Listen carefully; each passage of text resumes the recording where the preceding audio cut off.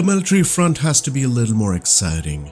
It's been some time at the sim, and with the number of frills addressing just a lot of commercial kind, GA aircraft, turboprops and more, let's find out on how more exciting the arena of military wear can really get at Microsoft Flight Simulator. Ladies and gentlemen, it's been more than 2 years in a beautiful world of the sim. Various developers have played a good role on trying to bring in their best in this category. What's next in the line of military aircraft, we may wonder. There are plenty. Starting off with the Harrier jet, it's actually the Harrier jump jet. A sort that's capable of VSTOL, meaning vertical short takeoff and landing.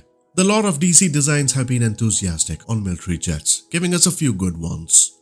With the next launch planned this month, it appears that all the pieces are finally coming together to unveil us the next jet. With modeling, texturing, animation and programming, it appears that they're nearly ready for their final adjustments. Now the focus point has been towards the VTOL system. This is a needed feature at the sim, and with the busy roadmap the team have set their eyes on, there are plenty more projects coming along the way from this team.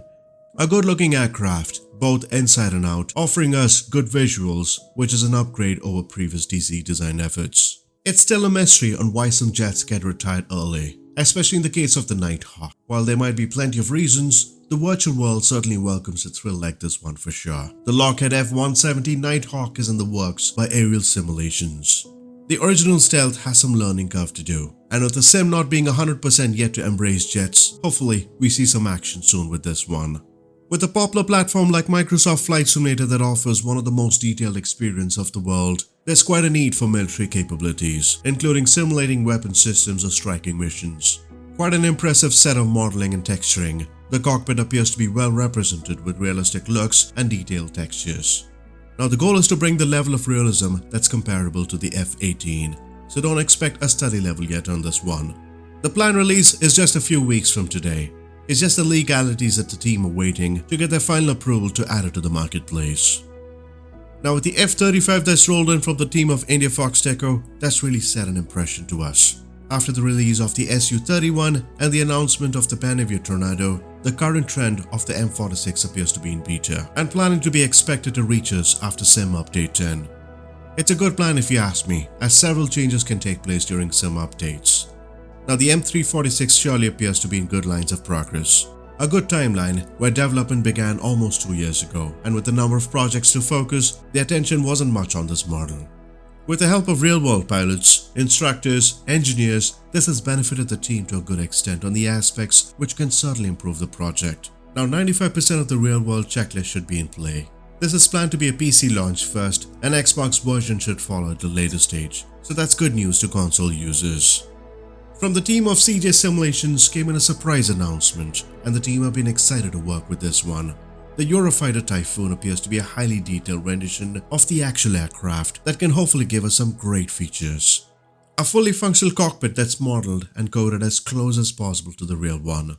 A custom Delta Canard flight model, multiple liveries, special effects, hopefully giving us a fun time at Microsoft Flight Simulator. Now visuals matters to us, of course functionalities do as well.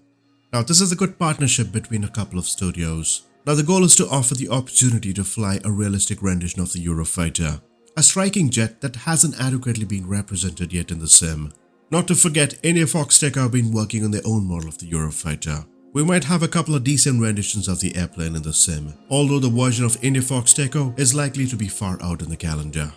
Now Dean Crawford and codename Jack are old acquaintances, having worked together on a number of DC design projects, and it's always good news to have the right expertise develop projects like these.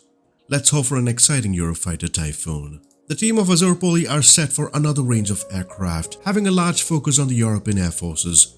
Now following the TB-30 Epsilon and the Fogger Magister, the Transalt C-160 is in progress. This is a military transport plane that was a partnership produced between France and Germany, and the C-160 was a staple in the French Air Force for more than 50 years. A good amount of advanced 3D modeling and external texturing have been used. With the images shown here, plus with a visit to the actual aircraft, the team have gained good access, and hoping to follow the lines similar to the approach used on TB-30. Moving to the historic military now, Flying Iron Simulations, a beautifully designed carrier-operated fighter which is known to destroy more enemy aircraft than any other allied naval aircraft, the F6f Hellcat. Plenty of features are to be dialed in for this 2000 mega horsepower bird. From 3D modeling, artwork, intricate details of complex features including the engine, gearbox and wing joints.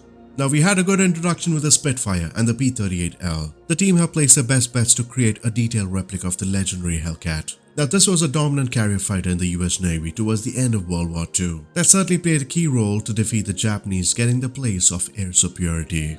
Now following the announcement of the Airbus A310 rendition as part of being the 40th anniversary, the team of Innobuilds couldn't be thrilled to further bring us some great news.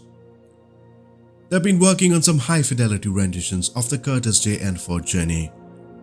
Now this has been a huge part of aviation history in 1915, plus the Grumman G21A Goose. This will all be part of the 40th anniversary celebrations, which is good news for us. We can expect a complete package with visuals, systems and sounds.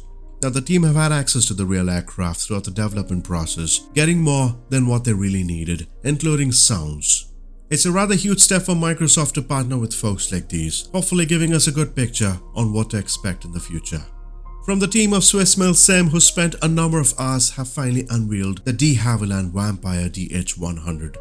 Now the good news is not just the DH100, the Morane D3801 and the Venom as well have been progressing quite well.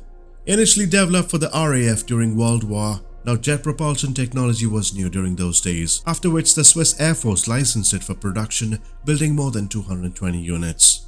Features including different types of lights on the dashboard, ground steering through differential braking are some of them. This is an important piece of Swiss military aviation, which the team have delivered a recreation giving us the experience.